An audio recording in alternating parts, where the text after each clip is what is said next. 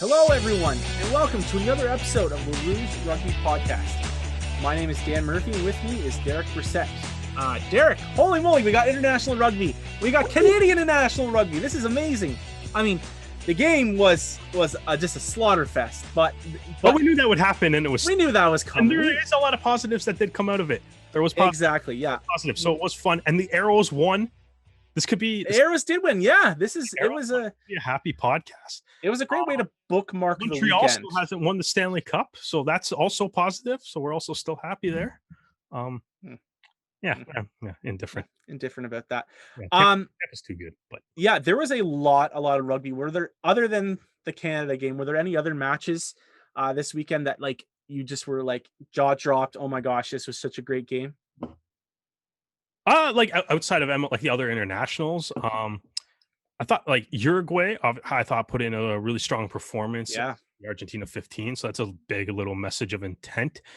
Disappointed to see that was it Chile, Colombia that kind of got canceled because of COVID. So now Chile just moves on. That's not the greatest. It's a bummer. Yeah, it's a bummer. Ivory Coast beating Namibia. Yeah. Woo! Oh, Namibia, my God. Yeah. Now, granted, they didn't have a lot. Like, this wasn't really Namibia's first team. So, like, a lot of the guys that played for them at the World Cup weren't there. No, and I mean, that's kind of fair, but I feel like you still somewhat expect Namibia in that.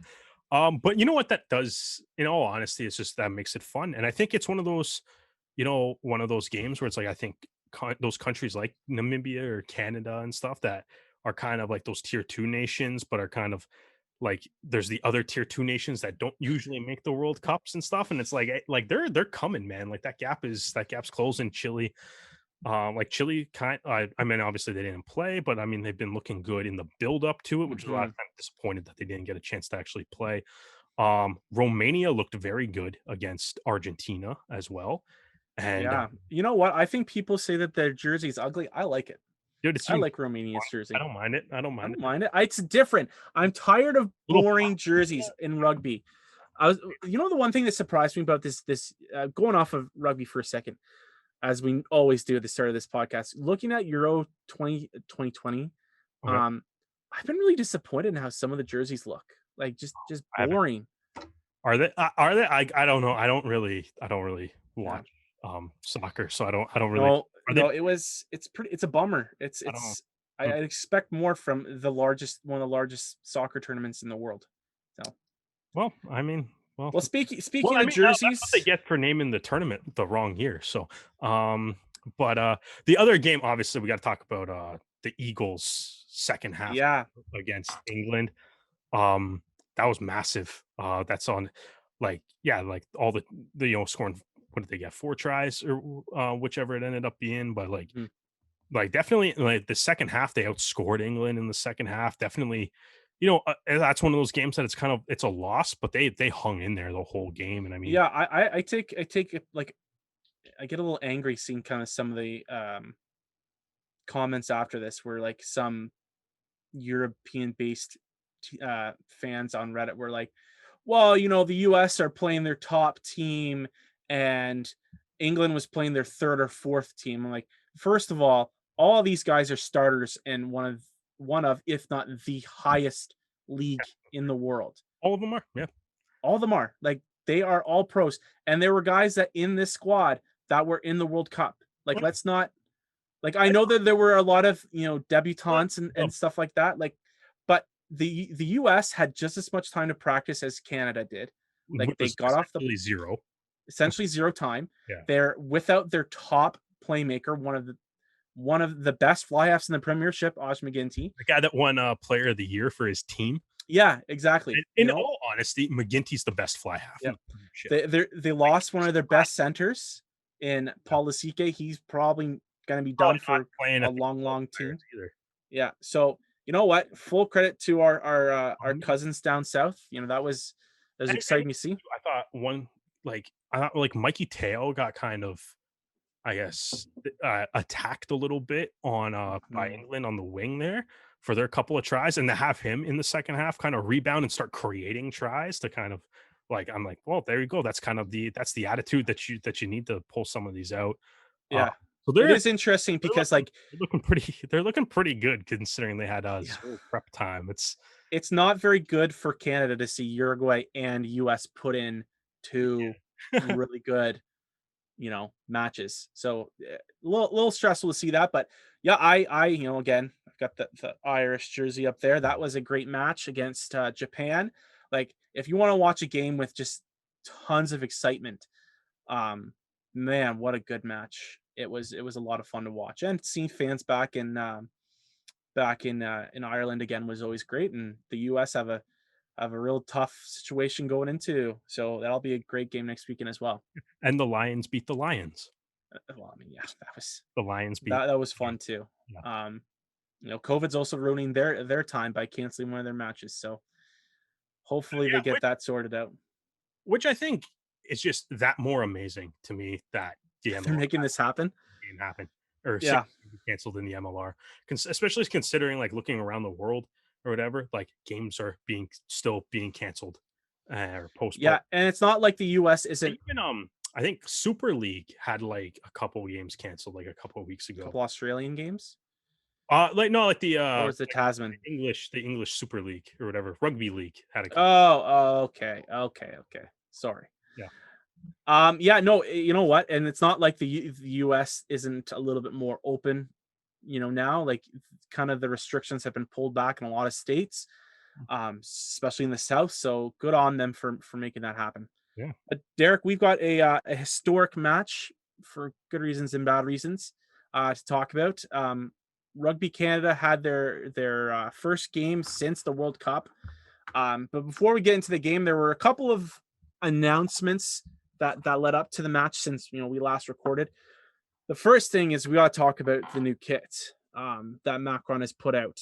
Now, full disclosure, when they had those jerseys kind of and used for that Dubai Sevens tournament that Canada was in, and we kind of saw these kind of, It's I not don't know, very basic practice jersey looking things. I was a little nervous. I liked the collar, but the black one was really scary to me. It looked like Batman. back then though. It's like that's a placeholder. That was I know, something for the but random post COVID tournament. yeah, seeing what they came up with is just wow, what an amazing I love it. amazing kit. I love it. I love both of them. I like going to the red. I like having the black as the alternate kit instead of white. Personally, I'm a huge fan of that. I know some people don't like it, but for me personally, I love the black. I think it looks sharp. Yeah, I mean, like it's look at Hockey Canada. Look at their normal jersey. The majority of it is slate gray. Guys, there are too many countries that have Yeah. a predominantly red kit. That's the That's the thing. bare bones of it. I think that's the one thing is like that I really like about the black kit is that nobody like who else in World Rugby wears black and red? Like Wales has got an alternate kit yep, that's isn't that's their alternate kit's like green or something though, isn't no, it? no, they're it's black. They got a black and red I thought it kit. was like green, but No, it is, but I mean that's the thing is you will constantly be confused by Wales and Canada. it's a That little is just I just their think lot in life. it's a little bit more unique. Like I remember like when Canada had the Under Armour kit at the same time as Wales, it was like they looked like the same team. Oh yeah, yeah. And it was just like so it's but I think like Macron kind of going with I love the collars. The collars make it stand out a little bit more. I love the sublimated leaves that are in it. I know that's kind of something that you said you always like to see, Dan, a little bit of extra Yeah, detail. yeah. I haven't really seen a great picture of it, just kind of based on what the announcement was, and then kind of seeing just the way certain guys ended up positioned during the game. It looks like they have like stand on guard or some sort of like anthem lyric written on the inside of the collar with like another like team slogan kind of below that. I think it's we stand on guard, but I'm not 100% sure because I haven't really I seen. think so. If you look at I think their Instagram post, they Oh, the did they? hashtag is where we Is it stand on guard. stand on Yeah. guard? Yeah. That's just a Canadian sport thing. Is you're gonna Yeah, take every strip of the Canadian national anthem and you're gonna yeah. throw it on Always there. like the we're with glowing See thee rise, eyes with true north strong. Like it's it's always it's a that. But yeah, like I love having that details. The red one, honestly, I think just looks classic, but Yeah, updated. It's brilliant. Which is I think exactly what you want to kind of go for. Kind of brings back those like sort of like that updated like 91 World Cup kind of vibes to it, which I still think is the 91 World Cup's probably the best Canada kit ever. Um, but I do like yeah, and it's like I thought the black one, I thought just the one that they wore against Wales, obviously, I just thought it looked sharp, man. It was like the red accents are nice, the leaves on it look great. Um, like you said, I know some people don't like the black. I personally don't mind it. Almost every sports team in Canada uses black. yeah, They were using black.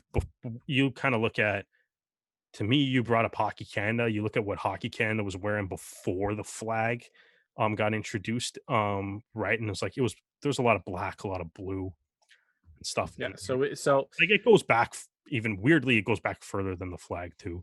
Um, but so for that reason, I'm like, I've never disliked black in Canada, like gear and stuff. There's a period of time too where Rugby Canada had black in the logo, like the from what would have been that like that '05 to like before they put the new one up or whatever. yeah, It was like that. It was kind of like that Hockey Canada sort of style with like yeah. the leaf With kind of the running player, yeah.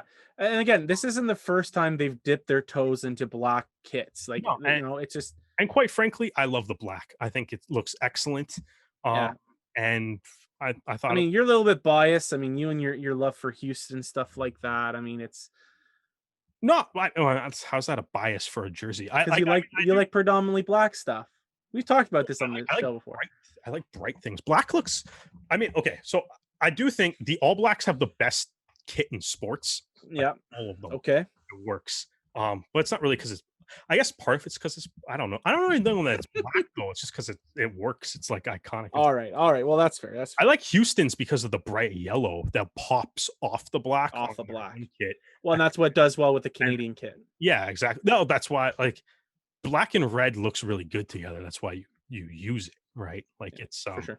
the colors of the kit don't necessarily have to exactly match the flag or whatever, but Yeah. I don't know. I loved it. I loved it. I know some people didn't, but I personally loved it. So um I'll probably if I'm buying one, I'll probably buy the black one. I might go for the white one. I mean, I've already got a red. Don't have a Like white you can one. see They don't have my a white yeah. one. They have a red and a black one. Yeah, I've already got the red jersey, so I might go black too. We'll see.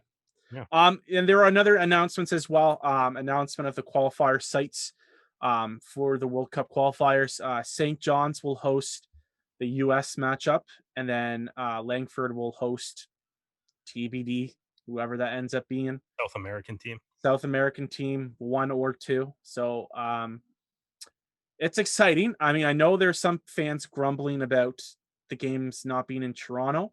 I guess Um, those are the fans that live in Toronto. exactly.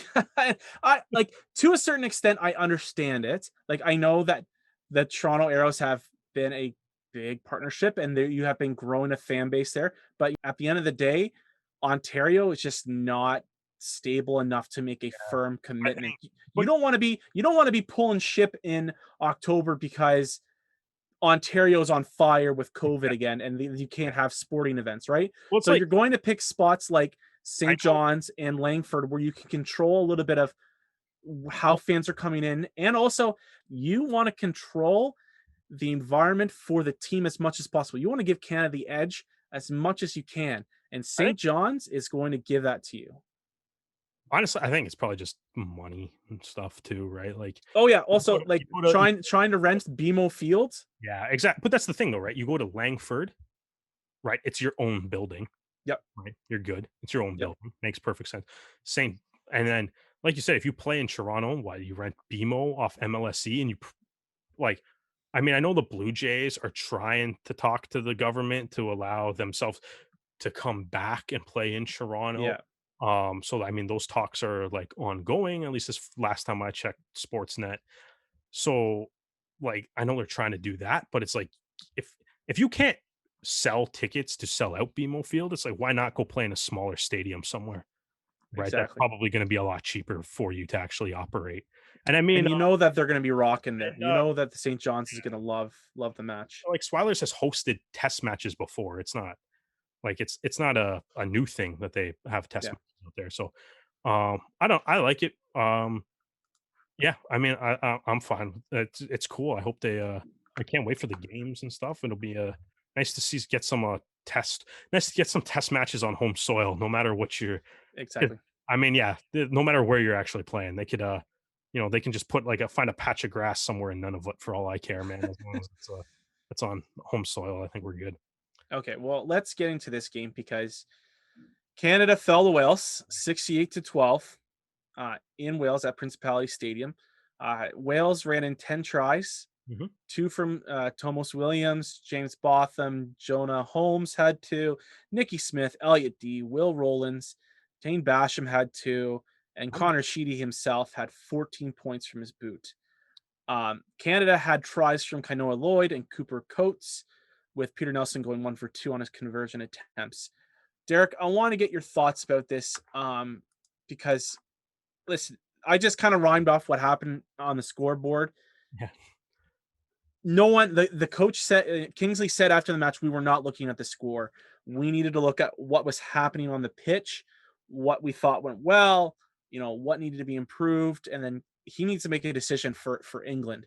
Um, I think that there were a couple things that really kind of showed themselves.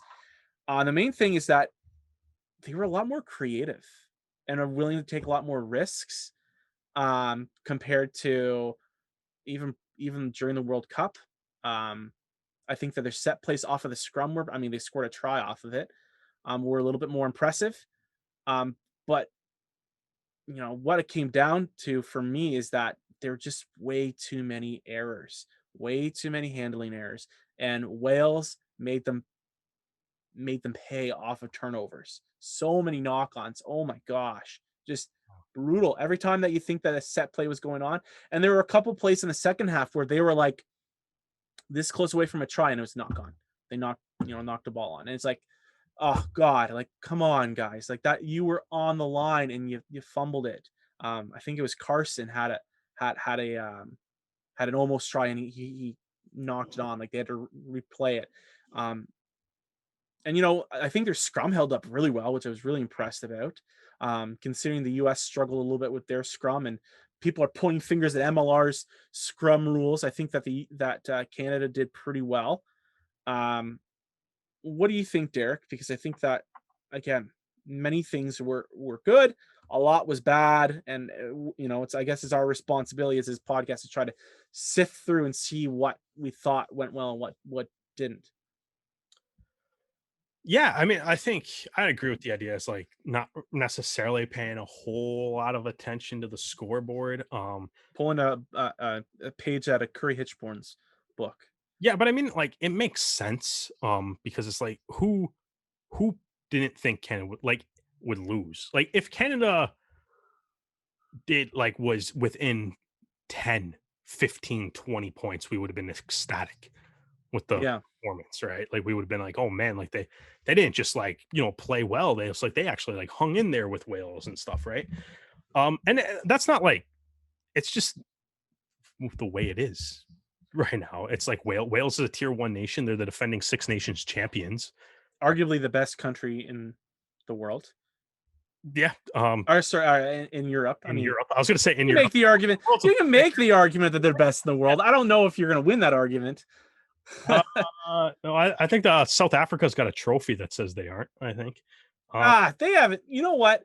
I don't believe that South Africa is the best right now. I mean, who have they played? They've played Georgia since the World Cup, and that's it. that's it. Yep. Hey, they still got the trophy. They still got Yeah, no, they that have the doesn't thing count that anymore. says they're the best. That is past accolades. I do not show me something new. Show me what you've done. Show me what you've done for me lately, South Africa. Then I'll say you're the best. I guess that's what this Lions tour is going to show. Yeah, exactly. We'll see what happens. Yeah, that's going to be an interesting one. But yeah, so yeah, scrums 100% on their own feeds and stuff too. Lineouts were pretty good for the most part of the game.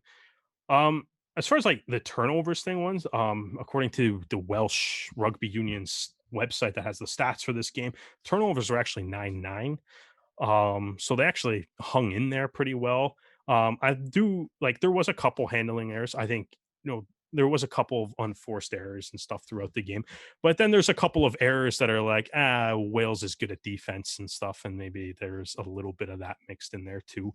Right. Um, I think to me, I think it was like, you talk about the creativity, which I did like and stuff. I think that went up exponentially when Will Percillier came into the game though. Yeah. Which because I remember there was about one point in the game, like Cooper Coates had the big creative play in the first half where he went off the quick tap and created Kainoa Lloyd's try. And then, but like there was a play, I think it was early in the second half or late, either late in the first half, early second half. And or sorry, no, it would have been in the second half because Canada was 100% conversion rate on their trips inside the 22 in the first half, thanks to Kainoa Lloyd's try. But I think so. Like in the second half, there was a moment where Canada was kind of like on the Welsh line or close to the Welsh line, and they got advantage, and they just kind of kept trying to grind out with the forwards, to try to get over the line. And the Wales defense held very well because guys like Ross Moriarty and Adam and Wainwright are playing defense for you. So they're pretty good at that, and they were able to stop Canada. And then there was like a scrum, or I think, or whatever Canada chose off the penalty. I can't remember. Yeah. But then in the second, so that was with Brody being the scrum half, and they just kind of went back and back to the forwards all the time. And then in the second half, and then later when Percillier came on, they had a similar ish situation a little bit further out where Canada got advantage, and Percillier took the ball and was like, "Let's go try something." Right? Kind of made a nice move, tossed the ball out to Ben Lesage. Lesage tried the grubber kick through, and I think that you should just award a try to the team that is losing by 50 anyways. Like, Listen, why? I think I have seen tries in international rugby, especially with TMO, awarded for less. So Yeah, I don't know why they were being so stingy on this one. Maybe the grounding was questionable, but yeah, like yeah, I've seen tries give it to him. in more important games be awarded I'm based not. on that. Like what the hell are you doing? Like what do you have against Kanoa Lloyd? I was just. I'm not even trying to argue whether or not it was a good grounding. I'm just like, like just give it to him. What's it going to change? Yeah, it's not gonna change anything. They're not gonna. This isn't the rallying cry. Like, come on, That would have been TMO. amazing if it was though. But that was a really good. But I mean, like that was a really good play. Whether or not Lloyd got the grounding or not, it's still like you said. It's like don't worry about the scoreboard, right? So that was a really good play that they used. Um, I think for me, the thing that kind of impressed me the most throughout the game, though, especially early on, was how good Canada was doing in the breakdown against Wales. I thought they rocked very well. A couple of guys were able to, getting some nice clear outs. They were protecting the ball on defense. They were getting steals and turnovers and drawing penalties. I think a big thing is like Quinn Nawadi, shout out to him. His first cap, 90 seconds into his first cap, gets right in the middle of things and, actually creates a turnover on Yeah, the creates a turnover in the breakdown. Sadly, that was the play that Lee Halfpenny injured was him. hurt on. Yeah, which we should Which say. I think, yeah, I was just say, can we just take a moment to just that's Yeah, that's just brutal. heartbreaking. Um, it's man, that's a heartbreaker, man. He's a 100th test try or test match. yeah, 100th test match. Um, and yeah, to have it go finish in 90 seconds. That's just Yeah, especially for like such a legendary player such as him, such as Halfpenny. It's just really unfortunate. But it's just really unfortunate, and it was tough. It was tough to even see when they showed him come back out and he's on his crutches and stuff, sitting in the stands. So that was really a very disappointing way to start the game. Regardless of who you cheer for, just because like, yeah, it's such a cool achievement to get 100. yeah. It's like major bummer. Yeah, Yeah, exactly. Um, but back to Nawadi, I thought he did well. Lucas Rumball was a beast in this game yeah, again. He managed some breakdown steals. He had 19 tackles, missed one. in against Wales. So Yeah, that's pretty good. insane. And it's like, yeah, Lucas Rumble is just hilariously good at rugby. It's delightful. So he did well. You know, when they came in the second half too, Michael Smith, Don Carson, as you already mentioned, Dan, like they were getting some steals, and like I think Kingsley Jones mentioned after the game, it's like Carson hasn't played. Carson's a UBC player, he's an amateur player, right? He hasn't played a game in like a year and a half. Just because amateur rugby is not Yeah, happening right you now. know what? It His doesn't show right now. Like it really doesn't show right now with Canadian rugby. I mean, our two starters were Larson and Keys, who I think Keys had a pretty good game, all things considered. Yeah. Um, but I thought Keys was great. I think I think Keys played really well. I think it's something happened like halfway through the season for Keys, where it just kind of like which got flipped, yeah. a switch got flipped, and he's got starting Yeah, spots in with Rugby ETL, and maybe honestly, I'd have to look at the lineups from Rugby ETL, but I think with Keaton getting hurt, they moved some guys around, like yeah, especially some of the lock positions to play, that loose forward position, and he just got the opportunity, and I think he played well. But I think that it's kind of overshadowed because we're in, wallowing in self pity. Oh, look at us, we just got creamed by Wales. Tier two rugby on Twitter has been very like down on Canada, which fair. We just got pummeled, and it doesn't look like it's going to get any better. But big but, we have a bunch of like Timber King locks coming into the Canadian system in the next few years, like Carson, um, and Duguid. Like those are two huge beasts of men, and then you throw in like guys like Adrian Wadden, who's plying his craft with the arrows, and then you got Mason Flesh, who's also covers lock, but I think they're slowly turning him into a loose forward. There are a lot of young locks in the Canadian system that, as long as they keep getting playing time, which has been a problem up until MLR started, mm, we're in good position. We just got to get there. And again, everybody that we've talked to has said you need to be patient with Canadian rugby because we're going to get hurt, and it's going to hurt real bad. yeah. But there are things coming.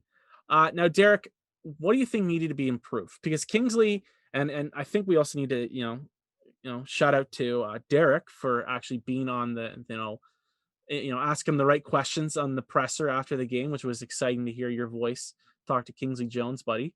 Um, but one of the things that he talked about, pardon Patrick me? Johnston for sending me the link to that. There you go. Thank you, Patrick. You're the best. Um, he talked about how they were outmatched in the power game, and like for like a 25-minute period in the first half, they were just being dominated physically. They didn't really have a whole lot of dominant tackles. Again, someone would have to check the stats on me. I don't have them available to me. But these are the words of the head coach himself. He wasn't happy with that. Um, yeah, it was tough to see, especially in some of the carries in the second half. And again, trying to tackle some of these big loose forwards or locks from Wales, it really showed that. I don't know if this is a technique thing or a strength and conditioning, like, but it obviously shows that the tier difference between the two countries. Yeah, I mean, there is definitely a difference, and I think yeah, I think it's one of those things is like, yeah, Wales is bigger, stronger, faster. That's what makes them a tier one country. Yeah. So it's, um, but I don't necessarily like, you know what I mean? And I think a lot of the Wales tries were just them. A lot of them, I think, were them just being better than Canada. Waiting, applying their moments to be like, okay, there's a hole in the defense now. Let's go attack it. Being able to draw into It was also a defense that only had a week's worth of practice too. Like yeah, let's also take that into consideration, folks. yeah, and for the most part too, I think they tackled pretty well. Like they were like 85% tackle completion, which isn't like world beating, but it's pretty good. Especially you're going up against like the tier one country, right? Um, it's like normally if you see a team allow 10 tries, you would assume that it's much lower than 85%. So that's not the worst thing in the world. Yeah. Um, but yeah, it's like obviously there's I think it's just one of those things like you just I think as in building, it's like you want Canada's just got to improve exponentially across the board. Still, like it's And the crazy thing like is it's that like looking to next week, yeah. or I guess this weekend, um, we're talking about like to make a big difference against England, they need to reach another level. But to play the US and Uruguay, what we're seeing They still is need just like what we're seeing in this game. yeah. They're gonna have to Yeah, yeah, but not like let's try and beat England level, you know? Like I no, think there's like gonna have to find another gear. Like you're saying that, but it's it's I think there were some guys in this game that were just like I'm like, oh my god, like you are actually this good. like Ben Lesage. yeah, let's talk about that. Like Yeah, can we because just because we got to look can we because we got talk to look about ahead. We got to look ahead for England. So who do you think deserves to be in the lineup for England? Like I know we so talked about before this tour about getting everybody in. Ben Lesage should start at center until he decides he retires, which is hopefully going to be in 10 to 15 years. Yeah. That dude was phenomenal in this game. He led the team in meters. Um, he led the team in meters. He had the 2 try assists in the game, 14 tackles. With an incredible he only missed 2, so incredibly high percentage. And like some of the tackles that he made too were like, oh, like that actually that looked like it hurt. Like that did not feel good. Like they're good hits. Um and yeah, like and it was just every time like when he was touching the ball, like he was making something happen. He's like, you know, it was yeah, he was amazing throughout this game. He was showing why, why one, he's the captain of the team. And it's basically, I thought it was incredible what Ben Lesage did on the field in this game. And it's you gotta love to see it. Like I'm sorry, like Lockie Kratz and any of the other centers that are behind him right now, but it's like this is the dude you got to beat if you want to start for Canada. Um, So let me give you a hypothetical question there, Derek, sure, because we did talk about before this tour started how we wanted to get as many people in as possible to see yeah, what they can do.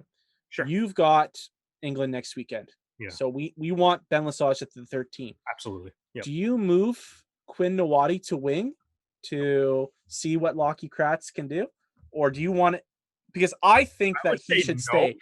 because Quentin Nawadi was going to be the next guy I talk about. Us having a really good too. I think, like I said, I think Nawadi, like based on what we have right now, I still think yes, you have to try to get guys in the lineup. Have to try to like, we'll talk about who we want to see play against England in a minute. But Mhm. why don't we just take a moment to like kind of focus on the guys that we thought played well or stood out in this game. Yeah. Um, so I think Nawadi played really well, and I think watching this game, I'd be like, if you told me like going into the World Cup qualifiers, hopefully the World Cup 2027, 2031, even, right? That Quinn Nawadi and Ben Lesage is going to be the center combination. Perfectly fine with it. I thought Nawadi for his first cap, I thought he was outstanding. Looked really calm. Yeah, yeah, exactly. And I think it's one of those things where it's like Nawadi and Lesage are both very good at defense. And I think that really helps. Like, you know, th- I don't I'm trying to remember. There was 10 tries. So I'm trying to remember, but I don't think there was too many where it's like they just ran through the kind of the middle. I think Lesage kind of tried to jump up a little quickly on one play, and ended up kind of getting beat, just because I think he tried to like get and make a tackle and make a big play by like having, setting Wales back for like a big loss and Yeah. didn't kind of work out. But other than I might even be misremembering that. But other than that, Wales was scoring tries kind of off the side of rucks and the wings and stuff. So it's like I thought Lesage and Nawadi did well to kind of block that up. They combined for 23 tackles in the game, playing the full 80 minutes. So I thought that was great to see. I said there's a couple other guys too. I mean, Cooper Coates, if we're going to talk about a guy that had a great game for his first cap, I thought he was outstanding. Yeah. He struggled with the high ball a little bit, but in the post-match press conference, that was something that he openly admitted to not really working on that much with the sevens team. So hopefully, he was Yeah, there's not a whole lot of kicking high balls except. Hopefully he just takes the time to learn that, especially if he is going to be a fullback. So do you think that he's nailed down that fullback jersey for the next game, or do you want to see somebody else? Ooh, Because here's the thing.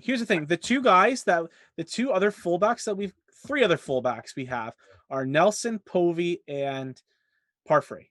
Those are three older guys that I mean, maybe Povey, you can make the argument that he's still a little bit of an I would, unknown yeah, commodity because he hasn't played for Canada in a while. But like you know what Parfrey and Nelson can offer because Kingsley Jones has seen them play at fullback at yeah, the Pacific Nations and at the World Cup. yeah. I would be interested. Like that's the thing. I would be interested in seeing like Povey. Povey only got 6 minutes in this game, and even at that, it's probably questionable because Coates was the best player, Yeah, one of the best players in the game. So I'm like, maybe leave him in. But it is what it is. It's a lopsided victory at the end of the game, so it's not really that big of a deal. yeah. But I think, yeah, like Povey, I'd be interested in seeing Povey. I want to see Persilier start. I think Yes, I was shocked that he was not starting, and I wonder if that is just because because we know Brody. Pardon me. it's just because we know it's him.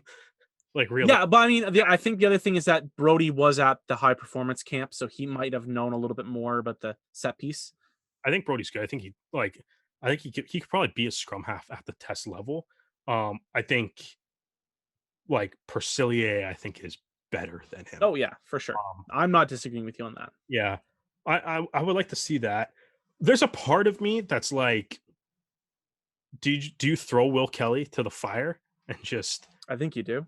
yeah, just to be I like, think you do. I think that he's you can maybe you can maybe do that. Maybe put Nelson back at 15, and then put like Coates or somebody on the bench, and then you can swap. maybe. It's not working out or something. So let's look at the roster then for leading up to that game because again, Really talk about. we already kind of shedded out Patrick Johnson. He made an update for Saturday's match. Josh Larson is doubtful. Tyler Rowland is out. Now, the Roland news, and we were kind of talking about before we started recording, has really changed up what Kingsley Jones. It really forces Kingsley Jones into doing one thing. I don't know if it changes up anything. It just forces your hand if he's hurt. So Cole Keith, based on who they brought, probably going to move to tight head. And then have Liam Murray play. Liam Murray is coming in. Sears Drew start. I would like to see Keith start. I know he hasn't played Yeah, mix it up. tight head in a while, but mix it up. Ilnicki played a lot against Wales, and I think he played fine.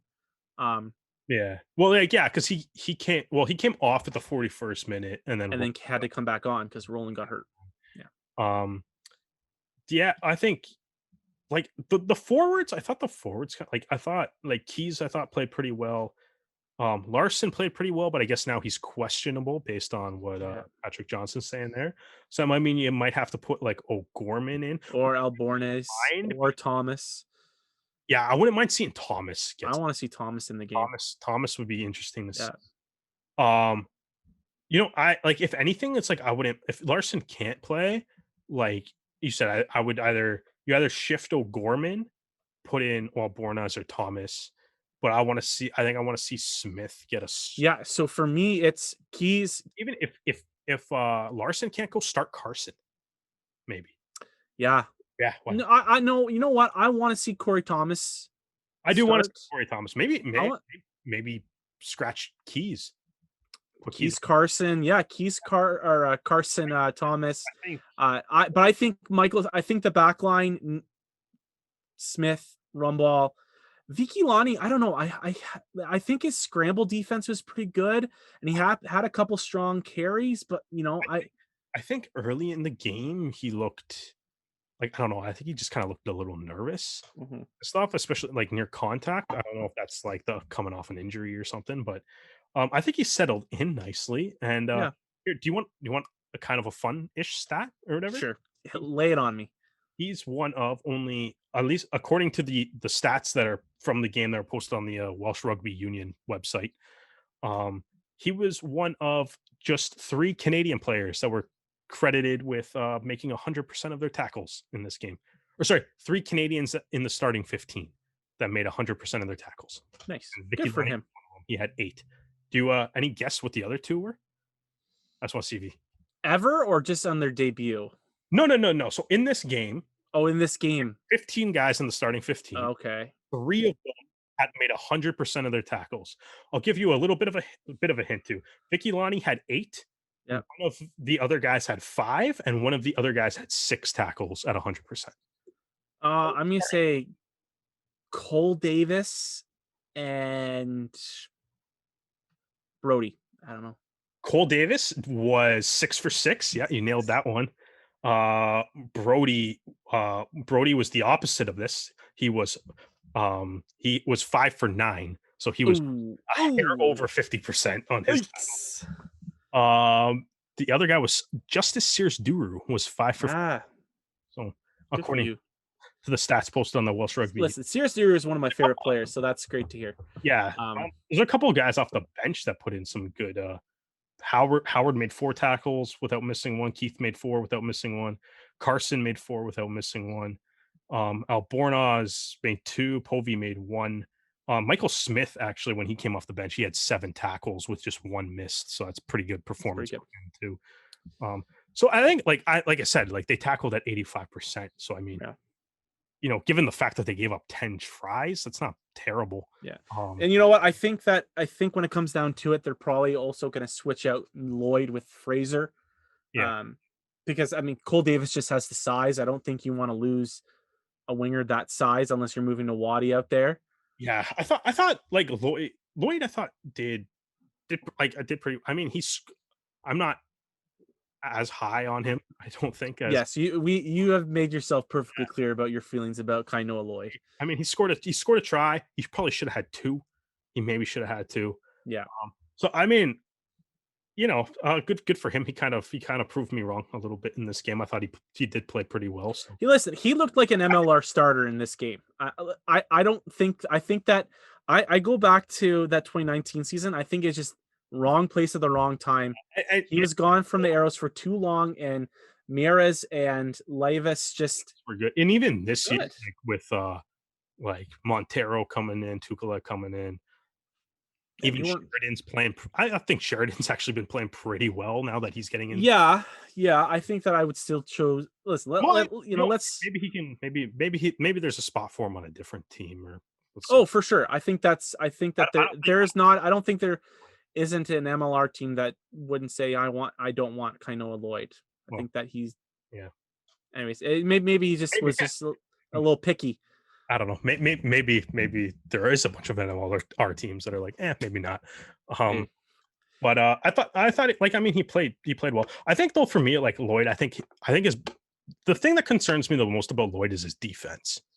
Like that's like I think he got kind of burned on the edge a couple of times in this game, and he was when again he was 50% on his tackles in this game too, right? So right. like that's a number that needs to come up. So I mean, um, but yeah, Well, let's look ahead quickly because we got to move on yeah, from this game. This England game is very interesting because um, there is a very easy argument to be made that England's depth is much deeper than Wales. So I think that this English team is a lot stronger than probably what Wales is going to put out there. I mean, they've got Marcus Smith and Ellis Genge on their team. I mean, that's pretty damn impressive. who? Yeah, okay, Derek. Um, but Canada now also has another week of practice of tape of Yeah, I think that's the big thing is just getting like just the way the years worked out is like they've had no time together, and yeah. neither has the states, but the states managed to put a pretty good performance against England last week, right? So like well, I guess we'll see. I We'll think see. it'll be interesting to see. I mean, we're at the time we're recording this, we haven't seen the squads. I think the squads impact um what yeah, I guess predictions for the game. I think how it would go, but I think I think this is going to be another game where no one's expecting Canada to win. Hmm. Nobody's really expecting it to be super close either. I would be like, I think that's the thing though. It's like I think you'd be kind of looking for a lot, to just be like, okay, you're building towards something. Those signs that you're building towards something, right? It was great in this game. It was actually, I thought, considering that, like, in all reality, they got blown out, but like I said, it was like, who wasn't expecting that to happen? Like, it was great to see some of those guys like Nawadi, like Coates, Carson Smith play very well in their test debuts, right? Like, that's a sign, that's a positive sign. It was great to see Rumball, um, you know, is still able to be Lucas Rumball against a team like Wales. Yeah. That's promising, right? He's still able to be that good against Wales. So it's like, that's promising. I think, like you said, a little bit of the creativity. It was nice to see the set piece work. Um, right. Like, like that one, Coates' try coming off of a set piece at the scrum. Right. It was like, that was great to see that work out well. It was great to see that they didn't lose the ball on any of their own scrums, even if, you know, as Kingsley Jones mentioned, the physicality from Wales is a little bit higher, but they were able to at least like retain the ball on their own scrum Hmm. stuff. They kind of figured that out.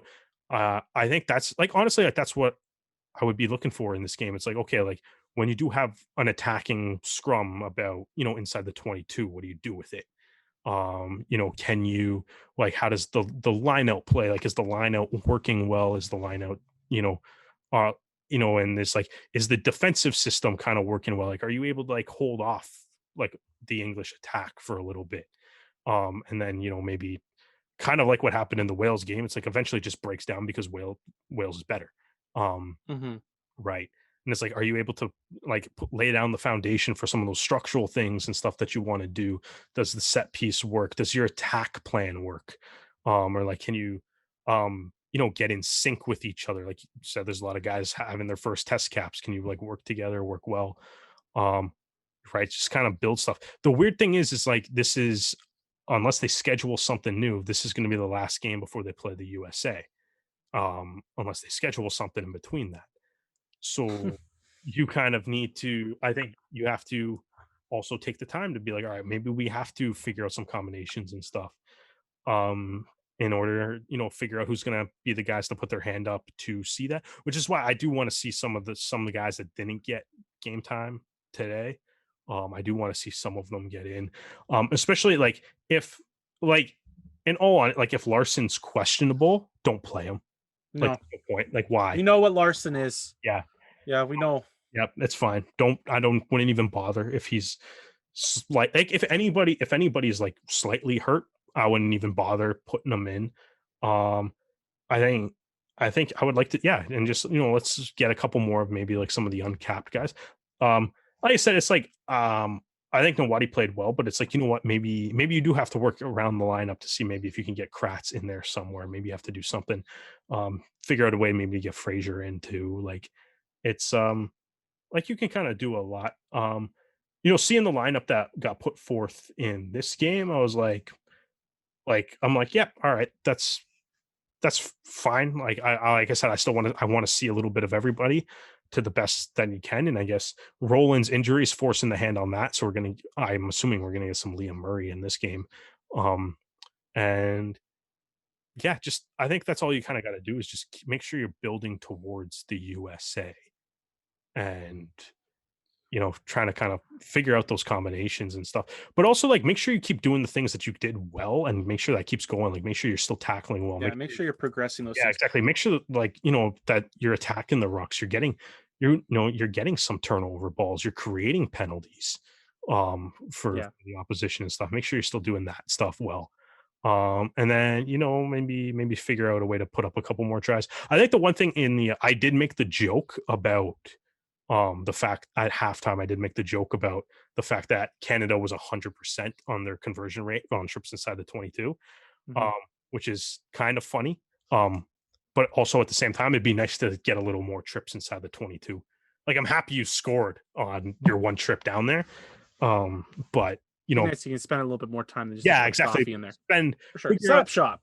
yeah, exactly. Figure out a way to get, win a little bit more territory and stuff, and maybe not have to play as much defense. Yeah. But the defense worked well, I thought, in the game. So, Yeah. We'll see. hopefully we keep that going.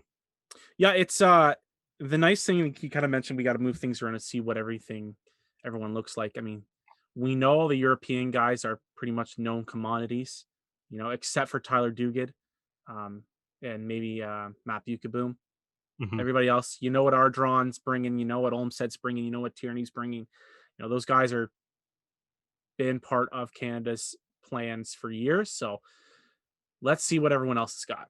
All right, well, let's move on now because there was another exciting Canadian rugby match this weekend. The Arrows are back in the win column, Woo! um, defeating the other bottom of the barrel team, Old Glory DC. Watching the USA play and then watching Old Glory play, the Eagles need to borrow their kit. I'm just saying, like, there's Yeah, I like this kit as a sevens kit. old Um, like, I feel like a club team should not have your best looking national team jersey. Like, yeah, the national team's never been like super like gone super hard on the raw like we're American stuff, which dude, is yeah, crazy. I Like love go them. for it. Honestly, I like their World Cup jerseys. They were nice. yeah, But yeah, this has been super. It's been yeah, super strange. yeah, I wasn't a huge fan of what the USA was wearing. Like, I kinda dig it in the sense that it's a little bit different. Yeah, I'm also, like, seeing Old Glory play after, and I'm like, that kit that should be the national team kit. It's amazing. yeah. I love it. Um, So we've spent Fun team to play on the months. 4th of July when you Yeah, look at the, we've spent months talking about the Arrows game plans and strategies and what went wrong. But I want to talk about the future because really this is the second last game. They've got their last game of the season coming up this week against the Free Jacks. So my question to you, Derek, my first one is, um, who's made a name for himself for next season with these last couple of games? I mean, they recently just signed two young backs. mhm. Alex Russell, a utility back, was with the Pacific Pride program and did a little bit of sevens touring. Um, and then they signed Reed Watkins, a scrum half, who's actually part of Rugby ETL's Path 404 Academy, which is actually kind of handy just to have a Canadian just kind of training with someone down in Atlanta, and you don't have to worry about them. Mm. Um, so who knows if they're gonna get playing time at all? I mean, Yeah. they've got one game left, One game to get but yeah. who in these last couple games has impressed you and saying, yeah, the Arrows need to bring these guys back next year? Doesn't For have to be necessarily it doesn't necessarily have to be the newer signings, okay, that's what I was gonna ask. but it could be really anybody that really has gotten an opportunity the last couple of weeks. Yeah, I mean, I think the new signings have been obviously kind of a bit of a necessity given the fact that 13 guys are gone on international duty to end the year, and obviously you got to put a team on the pitch still, right? So, I think from the new signings, I think Ronan Foley I thought looked excellent against Old Glory in this game. Tackled very well, hit a lot of rucks, excellent work rate, had some really good strong carries too. Nice kind of like picking up a little bit where Deanna left off, although I think I would maybe have him start over Deanna, but or have Deanna start over him. But Mhm. I think like I think he's been pretty impressive since he's joined the team. He seems to bring a lot of energy and just all around like solid player. I think he's made a very, in my opinion anyways, he's made a very good case for his inclusion on the 2022 roster. Um I think yeah, I think he's probably been the best of the new recruits. I think the other guy too, like I don't who knows what the situation is. Sam Malcolm, I think has been a bit of a breath of fresh air coming in. Yeah, As far as like those new and it's if they can bring Malcolm back for next season, like fully have him return as an arrow for the whole year, I think that would be brilliant. I think a lot of fans would be super psyched about that too. Um, Tomlinson, I think, has been good. Obviously, kind of coming in relief of McRogers often, but I think he's been a solid player for the Arrows, and it's great to kind of have a guy like that now, I guess, in Canada. With Burnaby Lake and being able to bring them up. Like I think a couple interesting things too, like considering guys like, Detroit hasn't necessarily played as much this year with a lot of Lesage Jones center And combination. Parfait for a period of time as Yeah, well. for a period of time too. I think like he's looked very good Yeah, toward the end of the year here. Same thing can be said, I think, for Ferguson, who, it's been a lot of Brody Higgins in the 921 jersey, but I mean, when we get into the game, we'll talk about Andrew Ferguson's game. But it's I think he's been playing really well and stuff too. And I think it is one of those things where I think we've always kind of said the Arrows were the deepest team in Major League Rugby.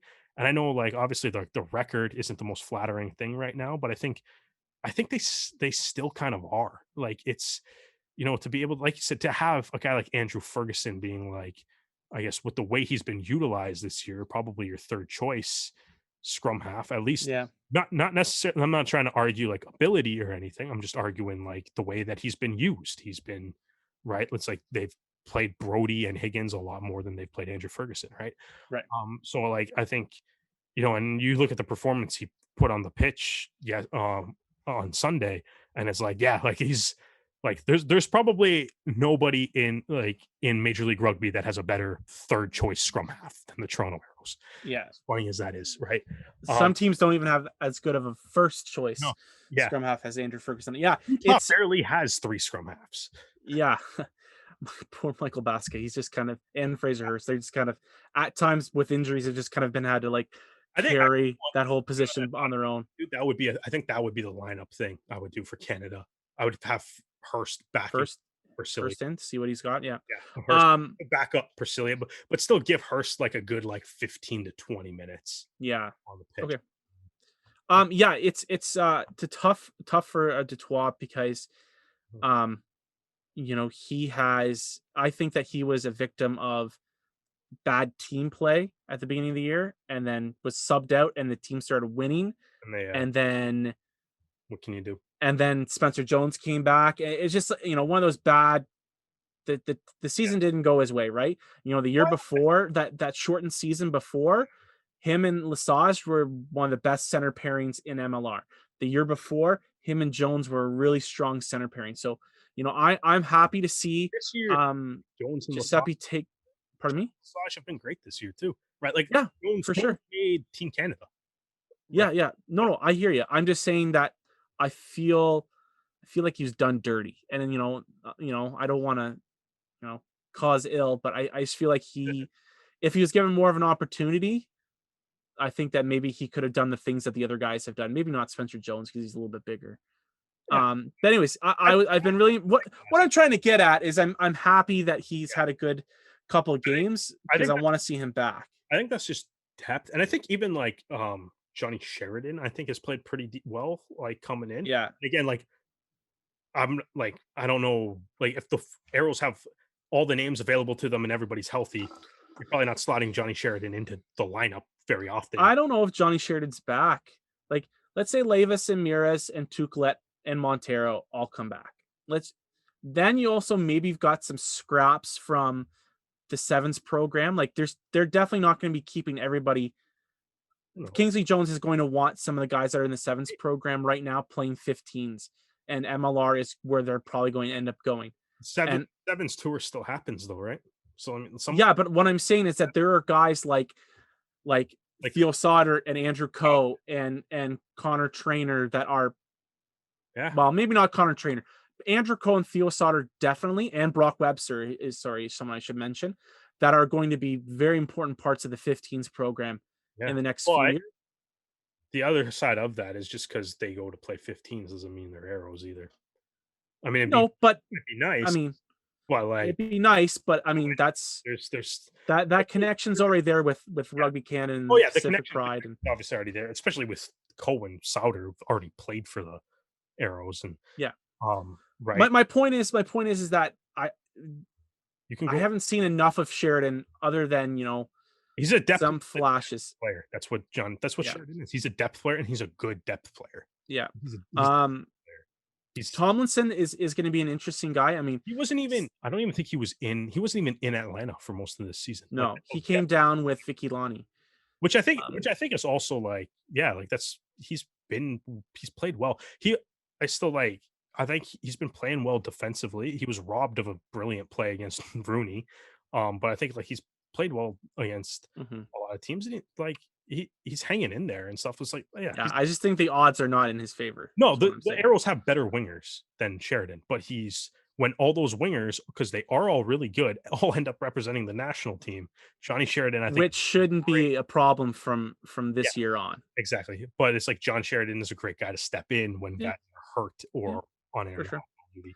Um, but the guy I wanted to talk about was, and you mentioned him already, is Tomlinson, and I think that there's going to be an interesting discussion with the future of Stephen Ing and his injury problems. We haven't really heard a whole lot from him if he's done, or if will we see him again with the Arrows? But it'll be nice to have a third string or second string, depending on where him and I mean, honestly, I haven't been super impressed with Andrew Quattrin this year. I know he's off with Canada and he started in the game, but I think Jack McRogers has had a stronger season. McRogers has been good. McRogers was really good in this game too. Yeah. He had So I can't even say that Tomlinson might be the third string. Who knows where he ends up? But I think that he's built himself other than a knock on sure try. I think that he's kind of said, "Hey, I can be useful for you guys." yeah. I think McRogers has been great, especially in this game too. He had 12 tackles, 12 for 12. Hmm. He had a really strong carry in the build up to that Detroit try. The line out was working all right. His throws look a lot better, a little bit more accurate. Yeah, so I mean that's kind of like I guess some of the future stuff. You want to get into the actual game a little bit now? Well, and we don't have as much time as I would have hoped. But I wanted to ask you about where does this win match up with the rest of the season's wins?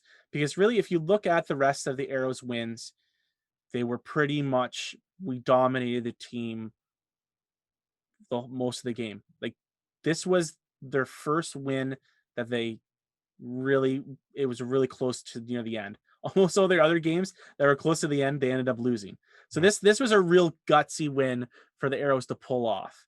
I think in all honesty, like the their game against Rooney is the best they played all year, without a doubt. The win Mhm. against Rooney is the best they played all year, without a doubt. Um, I don't know. I feel like this win might be, I guess, the most, maybe the biggest, maybe the most important. It's awesome to see like, everything that the team has had to go through this year with the world's longest road trip, the world's longest rugby tour, or whatever we're gonna call it. Yeah.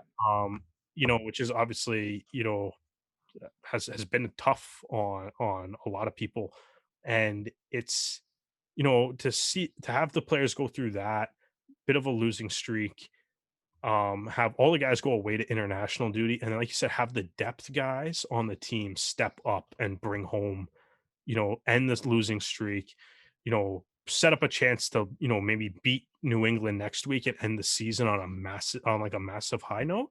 So yeah, I would put it right up there. Maybe, I mean, the win against Rooney is the best they played all season for sure. But this might be the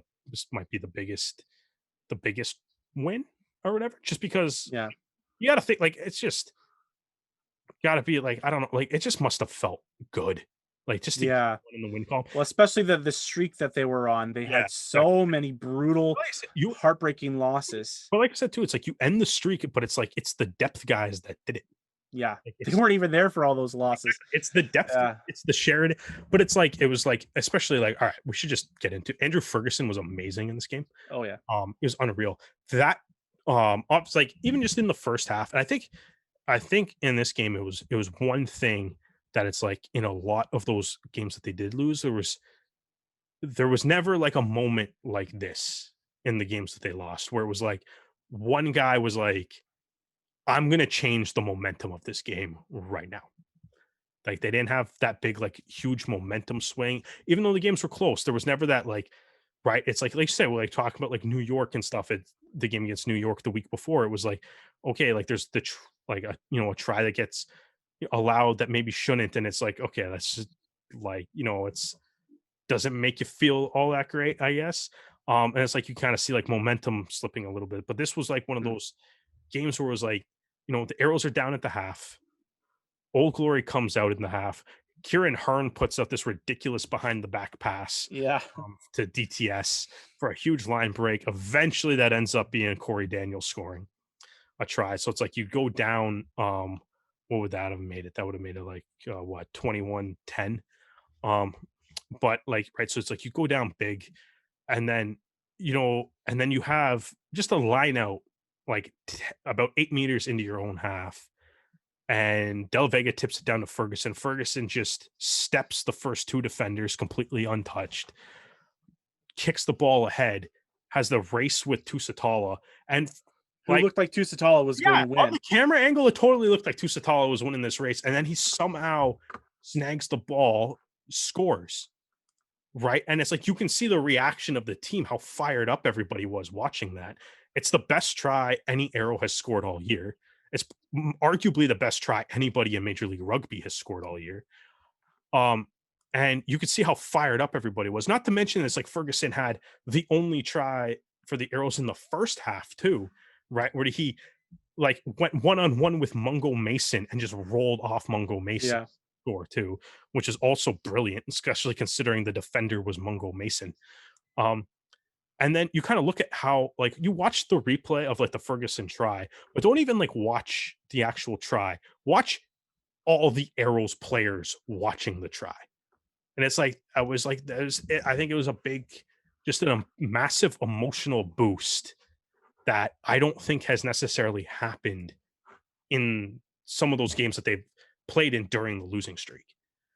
Right. And then you look at what happens after, and it's like they probably play what the best 10 minutes of the season, like right after that, where they have, Detroit scores a try, right? And that's another like, it's well worked, and you kind of go, it's a well worked try, and it's like it ends up in Tucolet's hands. Tucolet goes through, does the, gets tackled, has a great offload, does the cool guys don't look at explosions, doesn't even watch Detroit catch the ball and ground it. He just starts walking back to half because he knows they just scored or whatever. Does that, and then you have, you know, Taylor Adams just throwing another great pass to Detroit, which opens up a huge seam in Detroit, just a little flat ball to Sam Malcolm. Finally, after all the points that he has scored in Major League Rugby, finally gets his first Yeah. MLR try, which was like the I was cool. thinking to myself, I'd be like, it'd be really cool if Yeah, Sammy Malcolm could score today. yeah, exactly. And it was like, oh my, and you know what? And it's like, hey, like even as he's running, I'm like, yeah, he got a try. Like after everything he's Yeah. done for this team, all the points that he scored, Sammy the Boot, like his kicking ability unmatched by most in Major League Rugby, and he finally gets a 5-pointer, right? And it's like to see that, and it's like, and then that gives, they, that's a bit of an insurance try, and then they like, they lock it down from there. Old Glory obviously gets one more try. Taylor Adams clinches it with a penalty, and it was, but it was like the energy that happened, I think, coming off Ferguson's try, was just ultimately like it was brilliant. And then it was just like, okay, for the next 10 minutes, it was like the Arrows could do no wrong for like 10 minutes. It was just the attack worked magnificently. Every pass was open up holes. They were making Old Glory guys miss tackles. And yeah, it was a massive change in like the tide of the game. From Andrew from that basic what is essentially amounted to just a solo effort from Andrew Ferguson that completely changed the momentum of that game.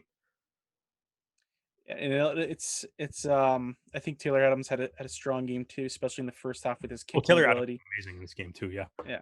And they named man of the match by the Rugby Network. So, yeah. they've got a tough test ahead of them. If Arrows played like this, they're having a good chance of winning. All right, well, we gotta finish up, Derek, because there are a couple more things that we want to talk about. Um, MLR announced today that they have kind of reached a kind of point in their academy programs. So all 12 MLR teams have started their academy programs, with everyone being 2/3 completed minimum. Um, Cool. so that is awesome news to hear that everybody has an academy program going. My question to you, Derek, is what do you want to see as the next steps for the academy systems in MLR? Um, for me, it's getting a provincial tournament Yeah. system set up. I mean, I don't want to send Toronto to play whoever, Let's set it up. There's an East Coast, there's a West Coast. Let's make things easier for teams. The Toronto Arrows Academy goes down and plays, does a tour. They play a bunch of teams, and then teams have a chance to come up and play Toronto. I think that is the simplest way you can do it right now. Saves costs. Um, I Yeah. don't see any reason why it can't be any less complicated than that. Yeah, I mean, I think that's really it. I think it's great to see that. Obviously, the incentives that Major League Rugby put out were obviously, Friendly. great incentives. Yeah. Gets everybody on board when you see, more salary cap space and things like that as part of the incentives.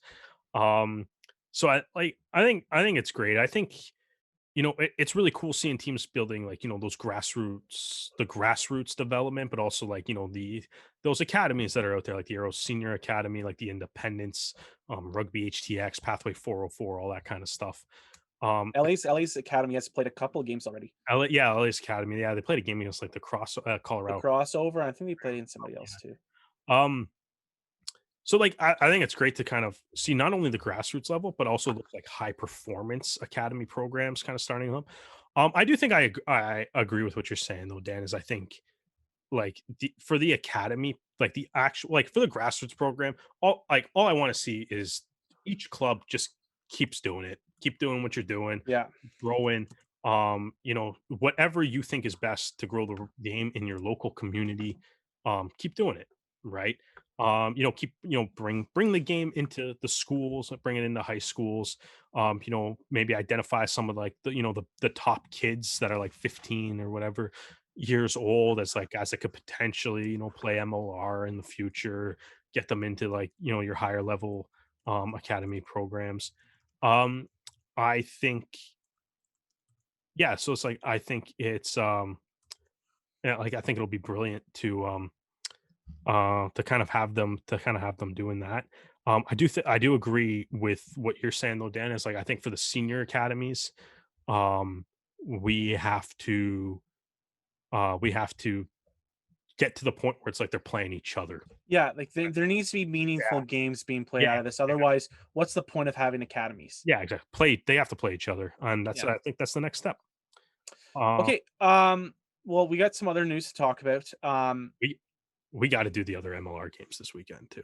You want? All right. Well, let's talk about them. What was your Uh, game of the weekend, Derek? Because there were some big games that came out of this weekend. yeah, all the games were big this weekend. I think obviously Oh, you can make a case that the San Diego Seawolves game was kind of. maybe, but we are the Rouge Rugby podcast, and we talk about Canadian players. And the other two games didn't have Canadian players in them. And the Seawolves have probably the Canadian that is playing the best right now. Because Travis Larson, once again, since he has been traded to Seattle, is just been an absolute monster. Yeah, Uh, it's insane that he wasn't named to the 15s, yeah, the Geico 15 Team of the Week because he played like yeah, unreal. unreal. He had once again, just once again led the Seawolves in tackles. Was at like almost every ruck, had a ton of carries. And apparently, according to his Instagram, played at least part of that game because he played 80 minutes. So apparently, he played at least part of this game with like a dislocated elbow. That he got healed up after. Went to the hospital or whatever. Posted that on Instagram. And he's so Seattle gives out that like like leader of the pack award or Yeah. whatever. Travis Larson has won that all three games that he has played for the Seawolves. Like he like I don't know, like Seawolves, like whatever you have planned for next year, sign this dude right now. Yeah, exactly. Like And maybe even no negotiation. Like be like, hey Travis, how much do you want? Because before you came here, we stunk, and now that you are here, we still kind of stink, but at least you're But good. you're So, like the Febreze on after a really stinky poop. Like you yeah, cover a little bit of the stink and it's nice. yeah, no, it Um, still smells bad, but you're making it a little bit better. yeah, So yeah, I think like Larson, obviously, and I mean like that game was just wow, like Seattle's not good. But Travis Larson's playing probably yeah, like the best of any Canadian in the league right now. Especially since a bunch of guys went to yeah. play for Team Canada. Yeah, Um, the New England New York game was fun too. It was nice to see New York or New England finish mhm, their home game yeah, at their old stadium on a high. Wet rugby is always kind of interesting. It's like it's gonna go one way or the other, and and then like New England just kind of exploded in the like late in the second half too. I thought it yeah, was interesting because like a lot of that game was like a lot of like the physicality. Obviously, when you have that weather, it's going to be a physical matchup. hmm And then like the tries that New England starts scoring are like grubber kicks through that guys are like yeah, running onto and stuff. And it's like, oh, okay, like yeah. that Waka had an figured unreal out. game. Yeah, exactly. Walker did have an unreal game. I was like, yeah, you guys figured out how to play in the weather. Nice. And I think though, but that has to lead me because it's like the real reason I think we got to talk about these games just because like the massive playoff implications that happen now because of the results. Because obviously the other game is the game of the true game of the week, which was Nola Heno Dirksen scoring the game winning try with 3 minutes left Yeah, to beat the LA Guiltinis at home for the first time. Which unreal performance from Nola. They LA got up to a 14-0 lead too, and they came back, and then Nola had to claw their way back for it. And yeah, Dirksen with the unreal try to win it.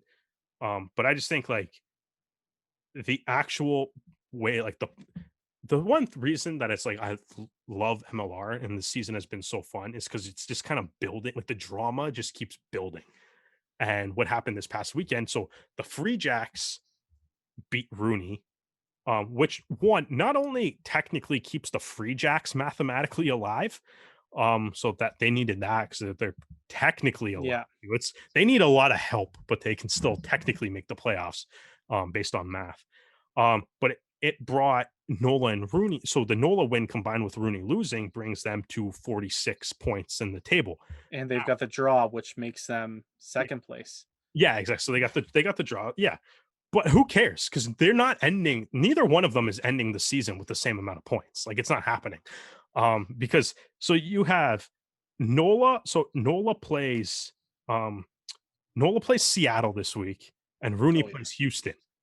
Oh yeah. So two must-win games, and by gosh, you If better you don't win beat the worst this, team you're in the league. If yeah. yeah, exactly. If you do not beat the two worst teams in the league, you yeah, it's fair. You don't make the playoffs. It's fine.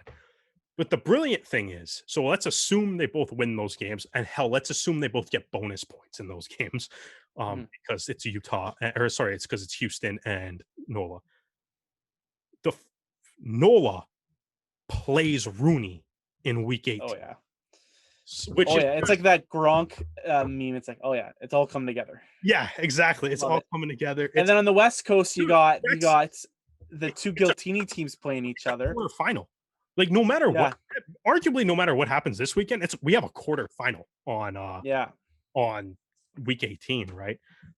Sorry, Dan, what were you gonna say too? Well, I'm just saying that Austin plays LA this week, and Yeah, Utah plays Rugby ATL. yeah. So And then this Utah plays weekend, LA the week after too. So they both have to yeah, play LA. like there is going to be crazy implications one way or another Yeah. about how this all ends up. Oh, So, yeah, yeah, they're still tied. really interesting how this turns out. And then yeah, exactly. So the big difference though, I think like Austin has Old Glory as the last team that they play. Oh yeah, So it's yeah. That's a that might be friendly. that might be. But the thing is though, too, is because of the bonus points, like if Utah can get a bonus point and one win, they're probably in anyways Mhm. because of how much less the bonus because Utah's got five more bonus points, so they're ahead by 5 points. So if I they don't know. It doesn't look like they have their three play like Mhm. best player, four best players are gone from their back For from their yeah, backs. exactly, for Basca, Whiting, Te'o, and Cruze are all gone. you're right, but Nola had no pack, and, they beat at Los Angeles. So, at home in Atlanta. And then they had the really cool thing where they all sat on the field and watched 4th of July That was cute. That was nice. with, like, their kids and Yeah, stuff. these next few weeks are really Oh, going to it's be gonna be amazing. Alright. amazing. Okay, the last thing we want to talk about before we make our predictions is actually really cool. CBC has made a documentary called "In Our Blood," and it is about the Canadian women's sevens program. Um, it focuses a lot on the Rio 2016 and how they felt about that. They interview Gisèle Landry and some of the other players from that tournament, and then they talk about leading up to this one, what their expectations are, what they how they felt the tour has gone. They hilariously call the World Series tournament that they won the World Cup in Yeah. 2019. So I'm like, one of two things: either the temp that edited this in did not know, got confused with the men's World Cup, or they thought that they were all called the World Cup and doesn't understand how the series works. Either way, that was a little funny. I thought the intro was, I when I first heard the intro, I'm like, oh my gosh, like this is gonna be brutal because they're talking about how they had a coaching change, and I'm like, this isn't just like, there was a lot more that had to do with John Tate leaving the program than just a coaching change, and I'm glad that they Yeah. addressed it in the documentary. I But mean, I even I thought they addressed it in, like, the vaguest way that they could. oh yeah, and I was about to say I wish that they went into more detail Yeah, about it, yeah. other than the fact that they were unhappy with the code of conduct. Yeah, like, that's really what it was. I think It was basically there was no new information. It was we yeah, part of me wants to respect the privacy, and the other side of it is just like, wanted I feel like you are going to support your cause more if you could just give us a little bit more about yeah, details. But we're a Canadian rugby podcast. We're nosy for a reason. yeah. Um, But yeah, other than that, I mean, I thought it was cool for the most part. Like, seemed to really kind of focus on Gisèle Landry, Bianca Farella, Charity Williams. So I guess those are kind of going to be the 3 players that Rugby Canada is kind of pushing for a little bit of marketability and stuff at the for Olympics. sure, It was cool. Like, I feel like it was cool to see like they kind of dove into like a Williams, like, like active family and and family yeah, a little bit. So that was kind of a cool little element of the documentary. I think I think the biggest I think the one other thing I thought was really cool was when Olivia Apps was talking about how like watching the team win a bronze medal kind of was like, oh, really want to play for this team now or whatever. That little bit of yeah, that that was really cool. stuff that was cool. But I think watching the documentary and stuff, which is entertaining. It was on YouTube and like CBC Gem, which CBC Gem might be the most underrated streaming service on the planet. Um, but they also have like a really cool, if anybody CBC Gem, if anybody wants, there's a full out like history of rugby documentary on there. It's like 6 parts, and it just goes from like the 1800s all the way up until like the just before the Japan World Cup, I think. Which is amazing. So there's some good rugby content. There's also a pretty relatively bad made for TV Jonah Lomu documentary or the Jonah Lomu like um drama show, which is pretty not the greatest movie, to be quite honest with you. Um, but yeah, I think the one thing though with this that they really kind of hit home was especially at the end, was that this team can win a gold medal. And it's the last I think the last like 15 like the last like maybe 5 to 10 minutes of it was essentially a hype video for like Yeah, which is how really good cool, this and it team gets we're gets me gonna go win excited. we're gonna go win a gold medal. So I thought that was a lot of fun. And yeah, I mean, go check it out if you it's only like what 25 minutes, 27 minutes. something Yeah, like that, like just under half an hour. Yeah, so I mean, did it while uh, watched it while doing the dishes I last think night. yeah, So it's on CBC Gem. It's on YouTube. So if anybody's listening from not from Canada, you can always get it on the CBC Sports YouTube page. Um, yeah, so I'd recommend going to check it out. I mean, it's one of those things too where if you want to see more rugby content coming from these These Large. outlets, these large ones, Mhm. CBC Sports, TSN Sportsnet, whoever it may be. You got to make like you kind of got to support it when they do it. So I would recommend definitely go check it out and watch it. And like I said, the last 10 minutes is a hype video, so it's it gets you a little fired up at the end. All right, Derek. Well, let's finish off by doing our guesses because this week, so we I wanted to give kind of an idea. Next week, we're gonna give the whole kind of scheme of what everyone's records are, but I want to just do you and I because it is a dog race between the two of us. You have a record of 51, 40, and 1. I have a record of 54, 37, and 11.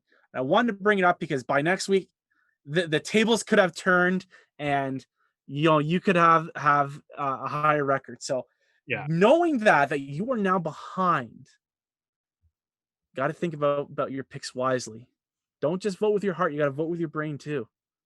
Oh, yeah. Well, um, yeah. I don't know. It's tough. We'll see. We got 2 weeks to pull out the W here, so Yeah. we'll see what happens. You're usually Hopefully, for I think you're overdue for like a crap like 1 in 5 week or something. So oh we'll boy. see. Well, this is the week to do it. There are a lot of really close matches, minus Nola Yeah. and Seattle. And okay, well, let's get in the first one. So Rooney versus Houston. This is a slam dunk decision for me. I was see that's the thing. It's like I'm almost like, oh, like in order to catch you, I probably got to pick different and like get a win. But it's like yeah, this might end up looking like Canada versus Wales, except for the fact that we won't be able to say positive things about Houston after. Yeah. Okay, Old Glory DC versus San Diego. Ooh. Um, I think I got to take San Diego on You this. take San Diego? Not really any deep analysis, just Yeah, I'm feeling San Diego as well. This is a big one. LA versus Austin. oh my god, this is a big one. Um, Austin needs this badly. LA doesn't really need this at all. I think they're kind of coasting into the playoffs at this point. Um, Maybe they probably want to bounce back though. Does LA lose 2 in a row at home? They've never lost Yeah, in a row ever. Do they yeah, lose 2 in a row at home? it's a good point. I mean, Austin's coming off the bye. They're gonna have some bodies that are gonna be healed up. I Alright. mean, they are missing, they're missing Will McGee, Bryce Campbell, Cole Davis, Yep. you know, They are. They are. LA's missing Regan O'Gorman. less. All right. So who are you taking in this one here, Dan? Oh God, Derek, I don't know. Ah, a part of me says I want to pick Austin because I know they weren't happy with their their match against LA, and I believe after that game they put Kurt Morath at fly half, and it's just been a different. That's been a game changer for their offense. Mac Mason was serviceable, but Kurt Morath has shown his class and has really kind of done the work. I'm gonna go with Austin. I'm gonna say Austin. That's perfect because I'm going to say LA and I was going to say Austin if you picked LA because I kind of do need to catch up to you and I'm not going to do it by having the exact same picks the whole way across the board. But my gut was being like LA is going to win this game. Yeah, Happy that you picked Austin anyway, so I get to feel confident about my pick instead of having to pick the team I didn't want just to yeah, catch up to you. So I feel confident about this one. So yeah. we'll go So I don't want to forget him in the Toonie again. So Stu has gone with Rooney as well. He's basically picked the same as you: Rooney, San Diego, LA. The Toonie is all over the place: Houston, Old Glory, Austin. So yeah, either I like this, Dan. This is now that you're just saying what Stu's picks are, so it's less editing for me. I like this. So yeah, I do find it funny. I do find it funny though. We got Stu and the Toonie so far through the first 3 games, the complete opposite of each other. I feel like yeah, I'd have to watch the video and be like, did he just look at the Toonie and go pick the opposite? Oh, I don't know. But do I even have to put the video in if we're just gonna? No, you don't have to do it this week, buddy. We'll give you a break this week. Oh, yes. Sorry, Stu, Yeah, I but gotta, he's a busy guy. yeah, we got training starting, but we're allowed to go play sports again. So I got training. Yeah. Um, Okay. Well, then I'll give you their picks. Stu's picked no, Utah. no, no, let's do it as for this game. Yeah, I was Yeah, just Stu's picked Utah. The Toonies picked Rugby ATL. I'm going with Rugby ATL. Um, I don't think. Listen, I know that Nola got the win from LA, and it was a magical moment and all this stuff. But I think when you come back down to reality, Rugby ATL does not have a whole lot of injuries. They've lost two, guys. Yeah. 3 guys to international duty. Wingluski, Keys, and Reese. Mhm. They still have a ton of finishers, guys that are coming back like Kurt Coleman, Yeah, Ryan Nell. Like they've got guys coming back that are like starters I know. on any team in MLR. Mm. So Well, I guess both these teams are coming off a bye, so I said yeah, and Utah is missing, and I mentioned it. Their best backs, their finishers, the guys that are stirring the drink. yeah, they're down Basca, they're down Hurst, they don't even have their backup. Yeah, They're down Whiting, Teao, Teao, and Cruze. Jose. Oh man. Are you going to bet on another miracle? See, that's the thing. I'm thinking this because I'm looking at it. And it's like I do kind of want to catch you, and I'm like, if we pick too much of the same, because I'm looking at the next two matchups, and I'm like, oh, okay, right, because like I mean, come on, the next two matchups, Yeah. oh, those are easy. Um, I think I have to do it. I agree with why you're picking Rugby ATL because rugby for all those reasons you said. Utah's missing some of their best guys. I still think Rugby ATL is probably, even if they're not ranked there, I think they have the best defensive system and they play the best defense overall in the league, which could be challenging for Utah. But I'm picking Utah because I have to beat you. So Yep. That's and that's fair. the only way I'm catching up to you is if I win games that you lose. Yep. So we already got yeah, that's the only way I'm catching you. So we Okay. already got a couple of the same picks here. So I gotta mix it in a little bit. Toronto versus the Free Jacks. This is You know what? why I have to I talk because I'm picking Toronto. I feel very. This is the first time in a couple weeks where have felt confident picking Toronto I'll see after their. Pardon me. winning will do that. Yeah, winning will do that. Well, even just in the like if Old Glory had come back and score a try to win it, like I at least would have been confident with the play at the first part. The rest of the game. You Right. know. Um. Okay. Last game of the week. NOLA versus Seattle. This is why I picked Utah. Because like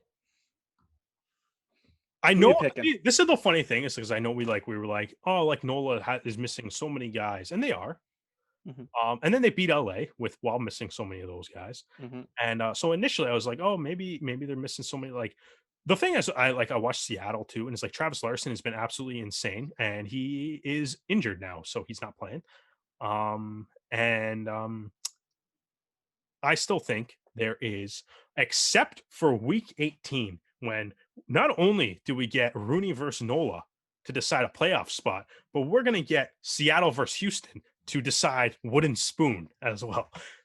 So, with the exception of that game next week, there is no reason to pick Seattle. I'm not even convinced there's a reason to pick Seattle next week, but we'll talk about that next week. So Nola,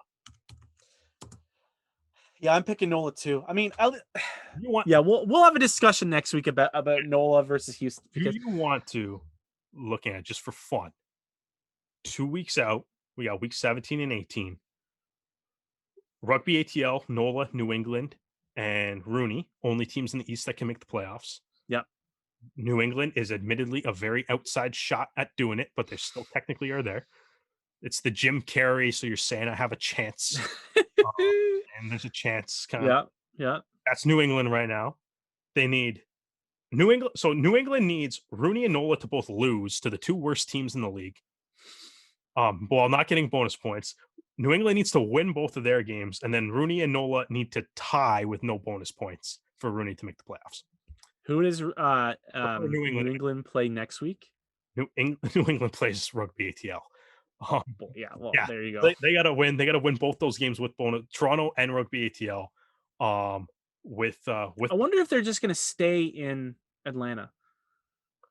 I think I'm not sure. I thought Oh no, they've got a home game. their home game. It's Yeah, it's a home game. they probably Yeah. will stay in Atlanta. But yeah, so you have that. So 2 weeks out, and the West, obviously LA, Utah, Austin. Who 2 weeks out? Who makes the playoffs? What's the prediction, Dan? We'll go with This that. has nothing to do with my record that I already have. No, do you want Okay. No, I don't see any reason. I think it's gonna be oof. Shoot, this is a toughie. Yeah, I'm gonna go with rugby ATL NOLA. rugby ATL NOLA. Mm-hmm. I think this past week has really given the both. In the preseason, I said NOLA would make the playoffs. So I think I want to stick with NOLA just because I don't want to get none of the playoff teams right. So I want to get at least one team that I picked in the playoffs. So I think I'll go, yeah. I think I'll agree with you on that. I think I'll go rugby. All right. And then in the West, who you like in the West? Oh, I think it's Utah, LA. I don't think I that. think, honestly, the only reason I think it'll be Utah too, because obviously Utah has the much more difficult final 2 games. But I think the fact that they have so many more bonus points. Austin, I think them buys them a little bit of breathing room. Yeah. But we'll see. We'll see how it plays out. We'll see. All right. Well, folks, thank you for listening to this episode. If you want to listen to more of our episodes, last week we interviewed Brian Ray, picked his brain about kind of the state of MLR, the Arrows, Rugby Canada, kind of asked him a whole bunch of questions. So it was a great episode. So tune into that one, see what he had to say about a bunch of different subjects. And we have tons of other interviews, members of the kind of the coaching environments in Rugby Canada, players in the Rugby Canada environment and Arrows environment. And just previous episodes about the World Cup, about leading into this MLR season, previous MLR seasons. We've covered almost all of it. So thank you everyone for listening. This is going to be the last Arrows game of the season, and it's going to be the last Rugby Canada game until the fall. So enjoy it, have some drinks, and stay safe.